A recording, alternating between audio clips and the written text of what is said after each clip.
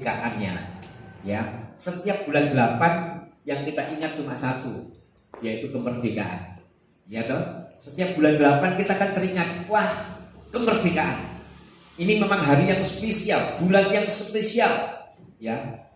Bulan yang memang banyak ditunggu-tunggu oleh orang-orang, ya.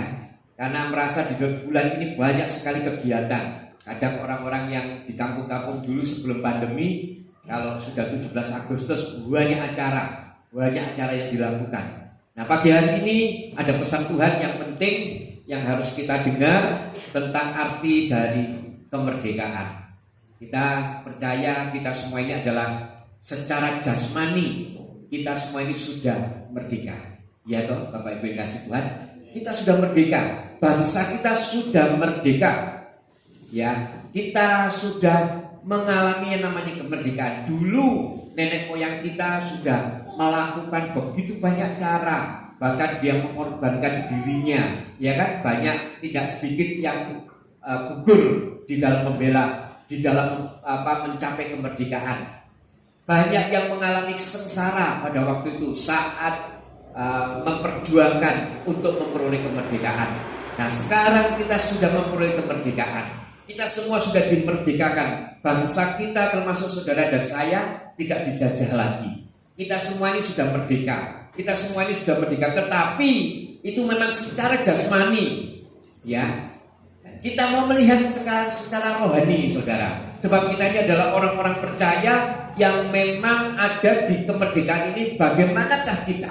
Apakah kita benar-benar sudah mempunyai yang namanya kemerdekaan? Karena sesungguhnya kemerdekaan sejati adalah kemerdekaan yang memang diterima oleh saudara dan saya ketika rohani kita benar-benar bisa mengerti bahwa kita ini adalah umat-umat yang memang sudah dimerdekakan oleh Tuhan. Kemerdekaan yang sejati yang sudah kita terima, dan tugas kita sekarang haruslah nyata dalam kehidupan kita sehari-hari, menunjukkan kalau kita ini adalah orang-orang yang merdeka. Saya mau kita semua benar-benar mengerti akan kemerdekaan yang sesungguhnya. Karena kemerdekaan ini adalah kemerdekaan pemberian Tuhan buat setiap kita. Ketika kita secara rohani kita menyatakan kita sudah merdeka, kita adalah orang-orang yang memang sudah dimerdekakan oleh Tuhan. Kita ini adalah orang-orang yang sudah dibuat spesial oleh Tuhan, sehingga menjadi pribadi-pribadi yang memang sudah merdeka, dan pemberian ini dari Tuhan lewat pengorbanan dirinya di atas kayu salib buat setiap kita. Ini adalah merupakan kemerdekaan yang sesungguhnya buat setiap kita. Kemerdekaan yang memang Tuhan beri lewat pengorbanan daripada hidup dirinya untuk saudara dan saya di atas kayu salib. Nah, ini luar biasa, saudara. Oleh sebab itu, mari kita lihat secara Alkitab, ya saudara ya, akan arti kemerdekaan yang sesungguhnya yang kita mau buka di dalam Amsal 16. Amsal 16 ayat yang ke-6. Ya, ini tentang firman Tuhan di dalam kitab Amsal 16 ayat yang ke-6. Demikian firman Tuhan, saya akan baca. Dengan kasih dan kesetiaan kesalahan diampuni, karena takut akan Tuhan orang menjauhi kejahatan. Saudara perhatikan kata-kata yang ditulis di dalam kitab Amsal, di mana dikatakan bahwa dengan kasih dan kesetiaan kesalahan diampuni. Ini merupakan satu kejelasan dari sikap Tuhan kita terhadap kita. Dia mengatakan dengan kasihnya dan dengan kesetiaannya, maka setiap kesalahan kita sudah diampuni. Ini sikap yang sudah Tuhan tunjukkan kepada setiap kita.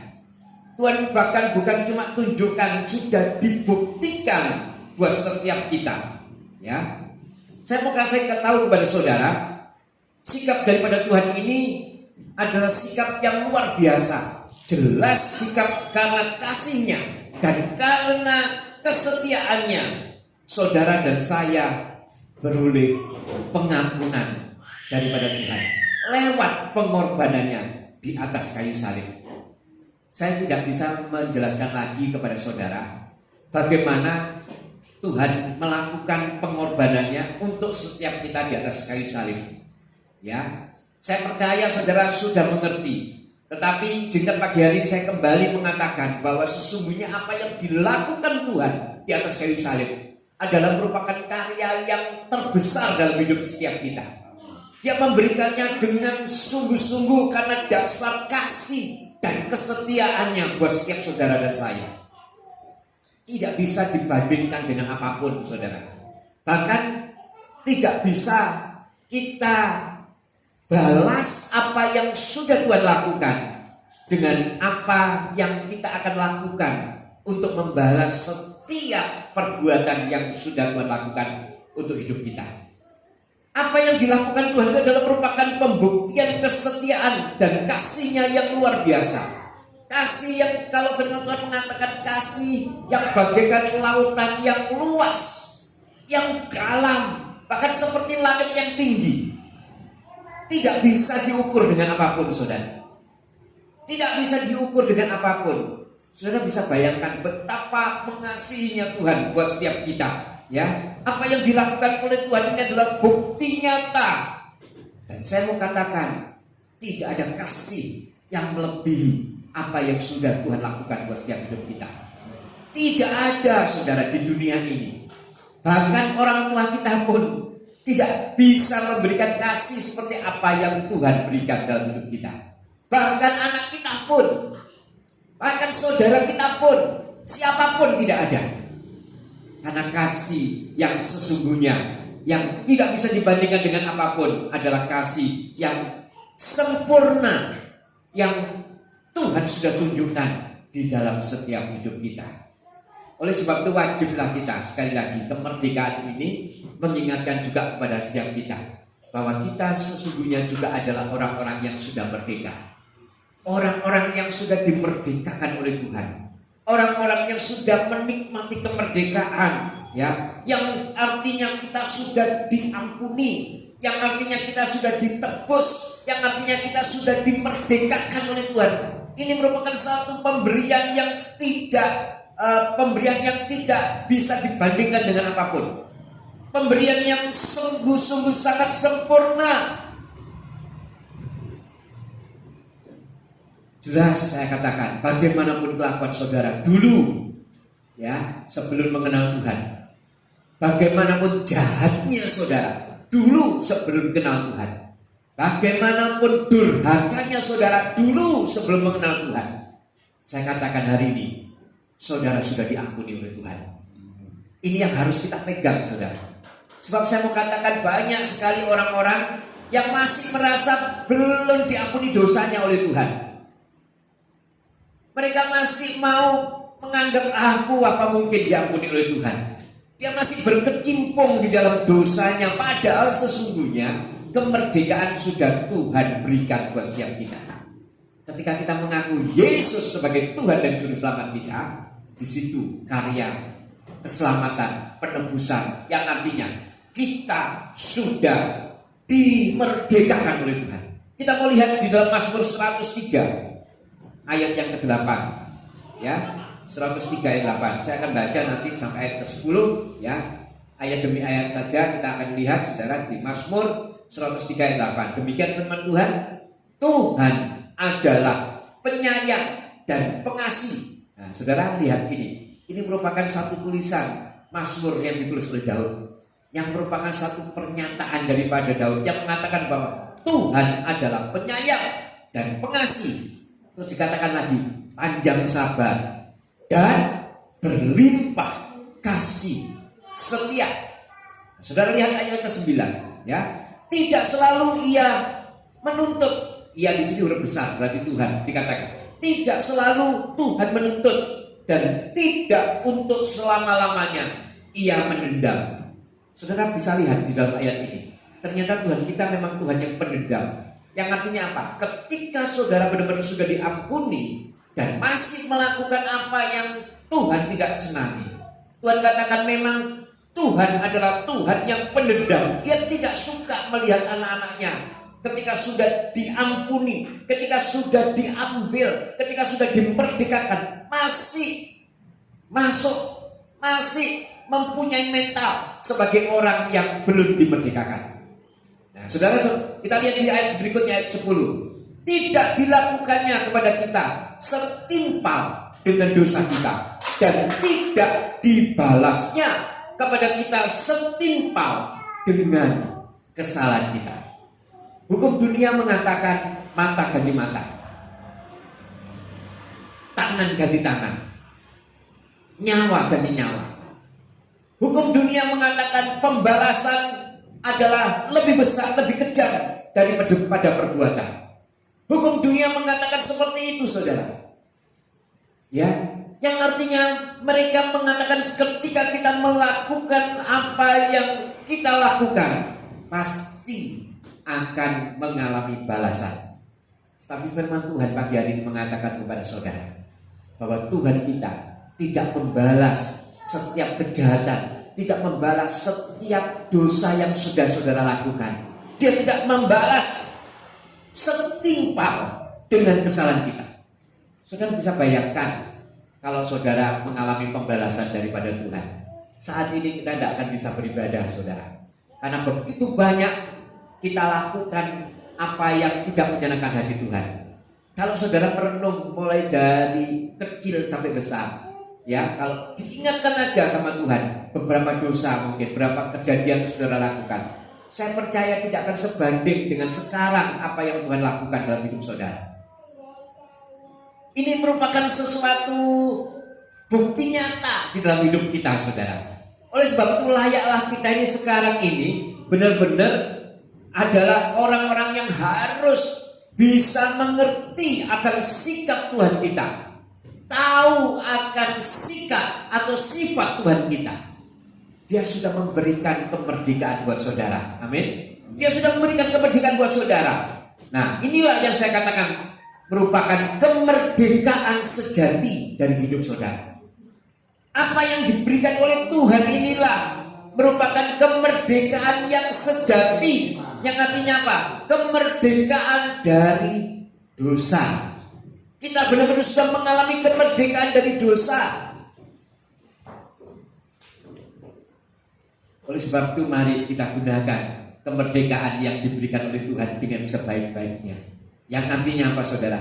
Kita jangan terikat lagi dengan apa yang menjadi dosa di dalam hidup kita. Kita jangan mau terikat lagi dengan segala apapun di dalam hidup kita yang berpotensi dosa, yang membuat kita hidup tidak benar di hadapan Tuhan. Apapun kebiasaan-kebiasaan yang buruk, ini ikatan, saudara. Yang pagi hari ini saya mau katakan, saudara itu sudah dimerdekakan oleh Tuhan. Saudara sudah menjadi umat-umat yang merdeka. Jangan mau dibelenggu lagi oleh kebiasaan-kebiasaan yang buruk, yang artinya itu adalah kita masih hidup di dalam dosa, belum mengalami kemerdekaan yang sesungguhnya daripada Tuhan. Kemerdekaan ini benar-benar harus kita manfaatkan dengan baik. Amin. Kalau saudara merasakan tidak mampu, minta Tuhan tolong berikan kemampuan. Yang biasa mungkin hidupnya sembarangan, gampang marah, gampang bohong, gampang melakukan dusta, atau kebiasaan-kebiasaan yang tidak baik lainnya. Mari kita coba mulai hari ini benar-benar kita mau merdeka di hadapan Tuhan, di hadapan sesama manusia. Kita benar-benar merdeka, tidak terikat lagi dengan hal-hal yang seperti itu. Mengatakan ya di atas ya, mengatakan benar di atas yang benar, mengatakan tidak di atas yang tidak. Dan tidak mau lagi terikat dengan hal-hal yang membuat kita menjadi orang-orang yang hidup di dalam keterikatan. Karena kita ini sudah merdeka, saudara. Kita sudah merdeka. Nah, saudara, sekarang kita mau lihat, kita mau balik di dalam Mazmur tadi, saudara. Di dalam Amsal 6, 16 ayat 6 tadi dikatakan bahwa dengan kasih dan kesetiaan kesalahan kita diampuni. Kita sudah jelas, kita menjadi umat-umat yang sudah dimerdekakan oleh Tuhan. Nah, sikap selanjutnya dikatakan karena takut akan Tuhan orang menjauhi kejahatan. Tindakan berikutnya yang dilakukan ketika kita sudah benar-benar menjadi orang-orang yang sudah dimerdekakan oleh Tuhan, ketika kita sudah mengalami yang namanya kasih dan kesetiaan dari Tuhan, firman Tuhan mengatakan, takutlah akan Tuhan. Ini adalah langkah kita sebagai manusia, harus mempunyai takut akan Tuhan. Dan dikatakan di firman Tuhan ini, ternyata takut akan Tuhan itu adalah menjauhi kejahatan. Takut akan Tuhan itu adalah menjauhi dari kejahatan. Beberapa hal dijelaskan di dalam Alkitab. Ada juga yang mengatakan bahwa takut akan Tuhan itu adalah permulaan daripada hikmat. Jadi orang yang berakal budi, orang yang sudah dimerdekakan adalah orang yang takut akan Tuhan. Ayo kita lihat saudara, di dalam Mazmur 111 ayat yang ke-10. Ya, dikatakan ini ya, dalam firman Tuhan. Mazmur 111 ayat yang ke-10. Permulaan hikmat adalah takut akan Tuhan. Nah, ternyata di tempat ini, ayo yang muda-muda, ya, anak-anak muda, ternyata kalau mau punya hikmat, takutlah akan Tuhan. Ya, termasuk kita juga orang tua. Kalau punya hikmat di dalam setiap langkah kita, takutlah akan Tuhan. Ya, karena ini jelas ayatnya, saudara. Takutlah akan Tuhan. Ya, dikatakan semua orang yang melakukan berakal budi yang baik. Nah, saudara, dikatakan kan orang yang takut akan Tuhan sesungguhnya adalah orang yang punya akal budi yang baik. Takut akan Tuhan adalah orang-orang yang punya akal budi yang baik. Puji-pujian kepadanya tetap untuk selamanya. Ini adalah merupakan sikap yang harus kita lakukan, saudara. Kelanjutan ketika kita sudah memperoleh kemerdekaan. Dan ada juga mengatakan takut akan Tuhan adalah sumber kehidupan. Oh, dahsyat saudara ya. Ngeri kalau kita benar-benar tidak mempunyai rasa atau mempunyai sifat sikap yang takut akan Tuhan. Karena ternyata takut akan Tuhan adalah sumber kehidupan. Bahkan dikatakan akan terhindar dari jerat. Ayo kita lihat saudara, di dalam Amsal 14 ayat yang ke-27. Amsal 14 ayat yang ke-27. Demikian firman Tuhan. Takut akan Tuhan adalah sumber kehidupan, sehingga orang terhindar dari jerat maut. Oh, ini pernyataan yang sudah dinyatakan oleh Amsal Salomo, ya, bahwa ternyata kalau saudara mau mempunyai kehidupan dan tidak mengalami jerat, tidak mengalami jalan yang sesat, yang salah, firman Tuhan mengatakan takutlah akan Tuhan, takutlah akan Tuhan, ya, takutlah akan Tuhan, ya. Jadi saya mau juga menjelaskan kepada setiap saudara bahwa ternyata banyak yang menyangka, ya, kalau dikatakan sekarang saya sering mengatakan takutlah akan Tuhan, takutlah akan Tuhan. Apa sih sebetulnya takut akan Tuhan? Ya, banyak yang menyangka orang kalau takut akan Tuhan itu ngeri melihat Tuhan mungkin. Bahkan saking bisa salahnya melihat Tuhan ngeri sama kalau kita ini melihat setan, saudara. Hati-hati. Ketika dia mengatakan, oh, bagaimana sih takut akan Tuhan itu? Ternyata banyak yang salah anggapannya, saudara. Bahkan mengatakan bahwa takut akan Tuhan itu kamu harus melakukan ketika mau bertemu dengan Tuhan. Haruslah kamu itu suci, sebab Tuhan adalah suci. Banyak yang menganggap takut akan Tuhan itu cuma dinilai dari jasmani. Sehingga ketika dia mau bertemu dengan Tuhan, karena dia punya rasa takut akan Tuhan, dia harus suci, jasmaninya dulu yang disucikan. Nah, ini anggapan yang sebetulnya tidak sesuai dengan firman Tuhan. Karena Tuhan melihat hati kita. Tapi bukan berarti saudara, kalau mau bertemu Tuhan, kalau mau datang ke rumah Tuhan terutama, mau melakukan pakai baju seenaknya sendiri, enggak saudara. Bukan seperti itu. Tetapi bukan menjadi satu keharusan buat setiap kita. Kalau kita mau bertemu dengan Tuhan, harus suci dulu, harus melakukan banyak syarat dulu. Kalau di tempat kita, Tuhan kita tidak seperti itu. Jadi definisi takut akan Tuhan adalah menjauhi kejahatan. Ini yang penting buat setiap kita. Kita harus benar-benar punya takut akan Tuhan. Puji Tuhan, pagi hari ini kita semua adalah orang-orang yang takut akan Tuhan. Karena saat ini kita lebih memilih datang ke bait Tuhan, bersama-sama memuji dan memuliakan nama Tuhan. Ini merupakan satu hak yang sebetulnya kita punya sebagai orang-orang percaya, yang jangan sampai kita lepaskan begitu saja, saudara. Kalau kita melihat di luaran sana banyak orang yang sudah punya kesempatan, tetapi ketika diberi kesempatan dia tidak mempergunakannya dengan baik. Termasuk kesempatan untuk menjadi orang-orang yang datang kepada Tuhan karena sudah merdeka, sudah diberi kebebasan oleh Tuhan untuk bisa datang menyembah kepada Tuhan di rumah Tuhan. Mereka tidak pergunakan. Ini merupakan sesuatu yang sangat disayangkan. Saya percaya ketika kita datang bersama-sama, kita berkumpul, kita akan menerima berkat daripada Tuhan. Apalagi saat kita ibadah sebagai orang-orang yang memang diberikan oleh Tuhan untuk bisa berkumpul. Ya, seperti Tuhan katakan, kalau kita berkumpul, bahkan firman Tuhan mengatakan 1-2 orang gitu saja berkumpul, ketika namaku disebut, aku ada. Oleh sebab itu ibadah adalah sesuatu yang penting buat kehidupan kita. Saya mau katakan sekali lagi, karena pada saat pandemi ini, saudara, banyak sekali orang-orang yang salah persepsi karena sudah lama dia tidak melakukan ibadah, sudah lama dia tidak datang ke rumah Tuhan, sering banget dicekoi dengan firman yang datangnya mungkin dari sosial media, dari ibadah-ibadah online. Saya katakan kepada saudara, kalau sesungguhnya saudara sungguh-sungguh menjadi umat yang merdeka, tetap berbeda rasanya beribadah online dengan ibadah tatap muka seperti ini adalah sesuatu yang berbeda. Saudara sudah dimerdekakan, saudara. Kalau orang mengalami kemerdekaan, otomatis akan melakukan semuanya itu dengan bebas. Termasuk saat Tuhan beri kesempatan kita untuk beribadah. Pakai, saudara. Pakai. Karena ada berkat-berkat ibadah yang Tuhan sedang curahkan kepada setiap kita.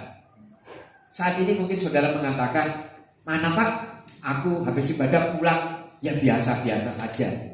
Saya katakan, perbaiki saat ketika saudara beribadah, datang beribadah.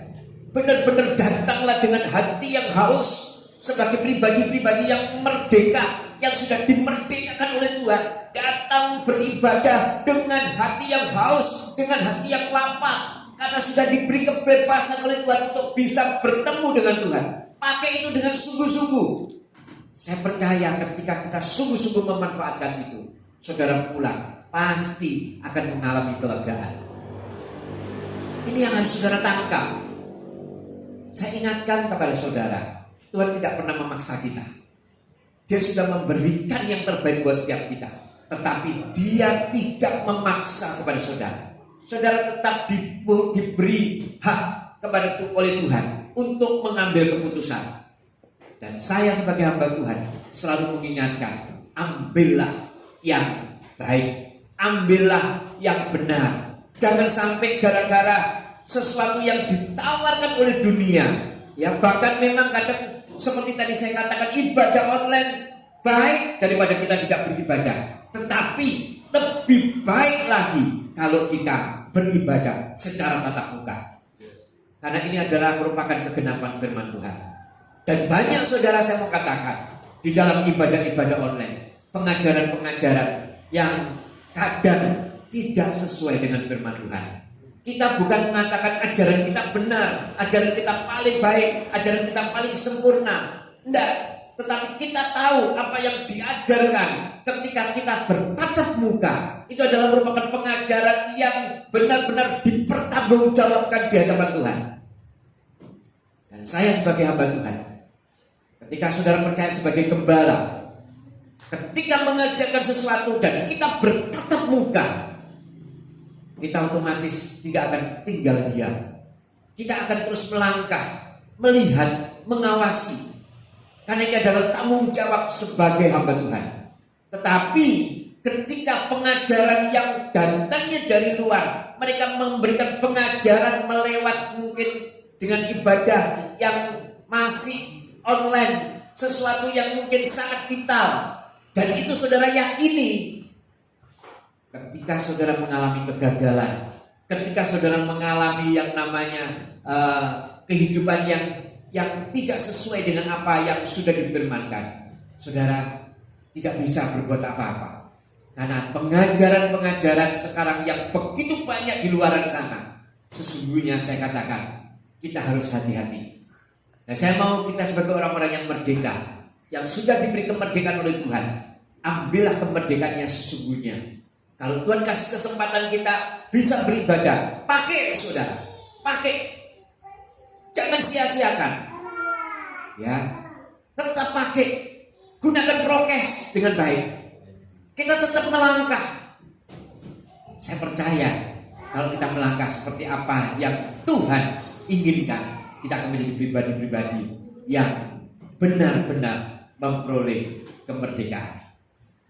Pagi hari ini saya percaya setiap kita adalah orang-orang yang sudah merdeka. Sekali lagi saya berikan kesimpulan bahwa orang percaya yang saudara dan saya sudah dimerdekakan oleh Tuhan Yesus. Jangan percaya intimidasi iblis, ya, yang artinya apa? Yang tetap menuntut saudara. Gak mungkin kamu itu merdeka. Kamu itu masih punya salah. Gak mungkin kamu merdeka. Kamu dulu melakukan ini loh. Gak mungkin kamu itu merdeka. Kamu dulu itu melakukan kesalahan itu loh. Iblis mengintimidasi dengan cara seperti itu. Tetapi sebagai orang percaya, saya mau katakan, saudara benar-benar sudah merdeka kalau saudara benar-benar mengambil kemerdekaan itu dengan benar. Jadi roh-roh intimidasi, termasuk roh-roh tidak percaya diri, roh-roh minder, roh-roh takut, ya, itu adalah merupakan intimidasi karena merasa aku sudah bersalah, aku sudah melakukan ini, aku sudah melakukan itu yang tidak benar, dan dia menjadi pribadi-pribadi yang minder, yang takut. Itu adalah intimidasi. Dan saya katakan saudara belum merdeka. Tetapi kalau saudara benar-benar merdeka, saudara akan tampil benar-benar sebagai pribadi yang merdeka. Tidak punya rasa intimidasi dan iblis yang masih terus ditanam dalam hidup kita. Ya saudara. Dan yang kedua dikatakan orang percaya, yaitu saudara dan saya adalah orang-orang percaya yang takut akan Tuhan. Ini yang pagi hari ini firman yang sudah kita dengar bersama, ya. Mari Bapak Ibu Saudara yang terkasih di dalam Tuhan, sekali lagi pakailah kemerdekaan yang sudah Tuhan berikan dengan sungguh-sungguh dan berhati-hati. Berhati-hati itu beda dengan takut. Ya, ada pas takut nanti aku jangan-jangan ini. Aku takut karena aku hati-hati. Bukan, hati-hati. Salah, ada beberapa hal yang seperti itu. Tapi orang yang berhati-hati itu tetap orang itu jalan. Dia tidak takut, tapi dia berhati-hati. Nah, kita mau seperti itu saudara. Pakailah kemerdekaan yang sudah Tuhan berikan dengan sungguh-sungguh. Dan satu hal lagi, ketika kita sudah terima kemerdekaan, pakailah kemerdekaan dengan sungguh-sungguh, dengan tujuan untuk memuliakan nama Tuhan. Ini adalah hal yang harus kita kerjakan sebagai orang-orang yang benar-benar sudah merdeka. Ayat penutup tidak terlihat di dalam 1 Petrus 2 ayat ke-12. Ya, ini ayat penutup saudara ya. 1 Petrus 2 ayat yang ke-12. Ya, ini ayat yang terakhir. 1 Petrus 2 ayat yang ke-12. Demikian firman Tuhan. Milikilah cara hidup yang baik di tengah-tengah bangsa-bangsa bukan Yahudi. Saudara adalah bangsa yang tidak sama, bangsa pilihan, bangsa yang tidak sama dengan bangsa kebanyakan di sekitar saudara. Ya, banyak orang-orang yang masih belum mengenal Tuhan. Saudara sudah mengenal Tuhan, berarti saudara adalah bangsa yang pilihan, bangsa yang baik, yang memiliki sikap hidup yang baik. Ya, dikatakan di dalam firman Tuhan ini, supaya apabila mereka menfitnah kamu sebagai orang durjana, mereka dapat melihatnya dari perbuatan-perbuatanmu yang baik dan memuliakan Allah pada hari Ia melawan mereka. Jadi ketika kita sungguh-sungguh menjadi orang yang sudah merdeka, firman Tuhan juga mengajarkan takutlah akan Tuhan. Orang yang takut akan Tuhan pasti melakukan perbuatannya, melakukan langkahnya dengan melakukan menjadi pribadi-pribadi yang mempunyai perbuatan-perbuatan yang baik. Perbuatan-perbuatan kita baik karena kita sudah memanfaatkan kemerdekaan daripada Tuhan. Menjadi pribadi yang takut akan Tuhan dan melangkah dengan perbuatan-perbuatan yang baik. Nah, dari perbuatan yang baik inilah kita memuliakan Bapa di surga. Amin. Dari perbuatan kita, saudara, banyak orang dimenangkan dari perbuatan kita. Oleh sebab itu kita harus benar-benar menjaga. Saudara adalah orang-orang yang sudah merdeka. Amin.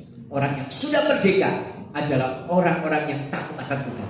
Orang-orang yang takut akan Tuhan adalah orang-orang yang mempunyai perbuatan-perbuatan yang baik. Amin. Dari situlah dengan tujuan kita takut akan Tuhan, tujuan kita cuma satu, memuliakan Bapa kita di surga. Bagaimana kita caranya memuliakan Bapa di surga? Melalui perbuatan-perbuatan yang baik daripada kita.